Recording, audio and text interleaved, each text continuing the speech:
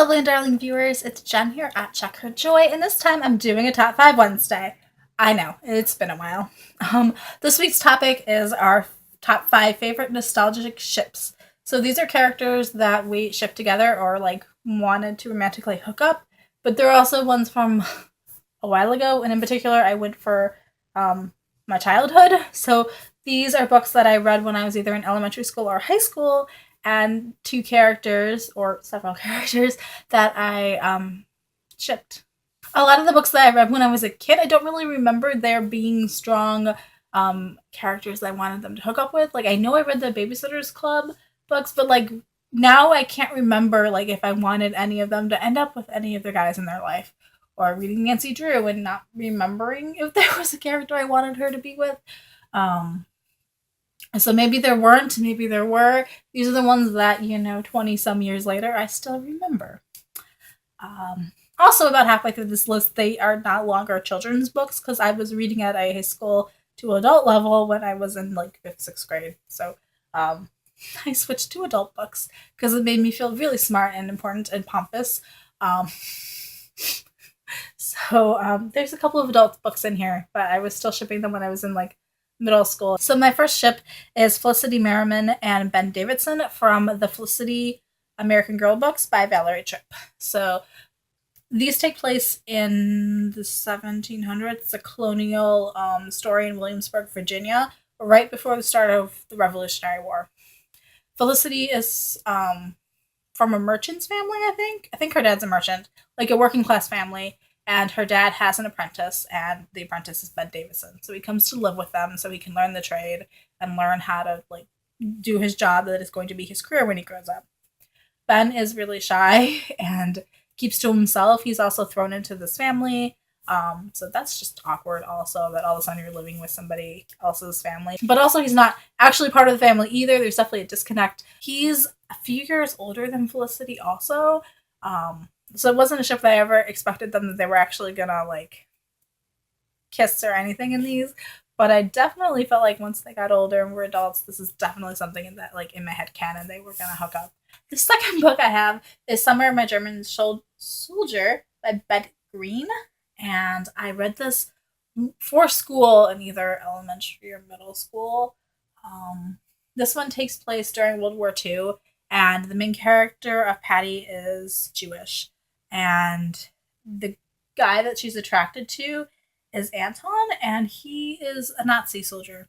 And he's actually a prisoner of war. He gets captured and brought into like this POW camp. And everybody in the town kind of knows about it, I guess. I only vaguely remember this book. But I do remember there's a really strong attraction between Patty and Anton, and Patty really struggling with the fact that she's in love with this guy who pretty much just has grown up thinking that he should hate her just because she's Jewish.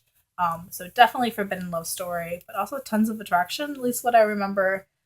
Don't think I've reread it since I was in high school though, so it's been a while. Next up I have Christy by Catherine Marshall, and there is a love triangle in here between the main character Christy, who is a school teacher, the town pastor David, the doctor, and the town doctor, Neil. And they're all kind of well-educated people in this community that is otherwise not. And they definitely mostly have these ideas of like making the community modernized and stuff. They're in a community in Appalachia that is very backwards, is still using home remedies, doesn't trust modern science, modern medicine. Christy's trying to educate these kids who can't read. It's also one-room schoolhouse. So you have all these different levels of education-wise, so you're trying to teach all at once. Like little kids all the way up to like teenagers if they're still can afford to be in school. She's also not that much older than some of her older kids. But the love triangle between the three really sucked me in when I was younger. There's also a television show based off of this, which is when I really got into it. And there were also children's books, like adaptations of them for a younger audience about life in Appalachia, but also with the romance in there a little bit. So I read the children's books, but I also read the adult book, the original one, too, as well as watching the show and just really being obsessed with it. So The Hunchback of Notre Dame by Victor Hugo is the first like real book that I thought of as being an adult book that I read. I read it when I was in 5th grade. I remember having to get permission from my parents to do a book report on Hunchback Notre Dame because we had to do a book report and I was halfway through this and I did not want to stop. Um, so I first watched the Disney movie and really loved it. So then my older sister had it for school and I stole her book when she was done with it and read it myself. So the story was about the bell ringer of Notre Dame, Quasimodo, who is disfigured. Not just the hump in his back, but also like his face is disfigured.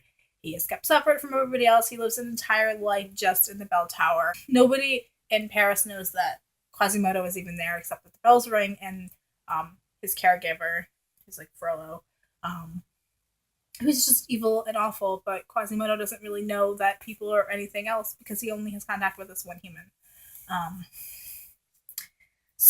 But the love story in here, basically all the male characters are in love with Esmeralda, who is this gypsy, who is this outsider and would normally not be seen as, not accepted into society because she's a gypsy, she's a wanderer, because she's part of this other group. She's not really French. But she's definitely got this appeal, and all the guys are in love with her. The captain of the guard, Phoebus, is in love with her. Quasimodo is in love with her. And Frollo is also in love with her. My favorite two are Quasimodo and Phoebus. And I always felt bad because I felt like there was a stronger connection. Like, Esmeralda loves Phoebus more than she likes Quasimodo. So, that's where they were going to go. But also, Quasimodo's in love with her and he doesn't really have anybody else. So I also always felt bad for him. There's also a really creepy scene in here where Frollo is just spying on Esmeralda and Phoebus together, who are making out. So that was probably too adult a scene for a 5th grader to be reading. But also I had watched adult movies, like PG-13 movies before, so it wasn't that shocking. And my last pick is Much Ado About Nothing by William Shakespeare. This is one of his comedies, and my one of my favorite couples ever is Benedict and Beatrice. I first read this book when I was in 7th grade. It's my first Shakespeare play, so it's kind of on that line between what I would consider nostalgic, like a childhood read and not.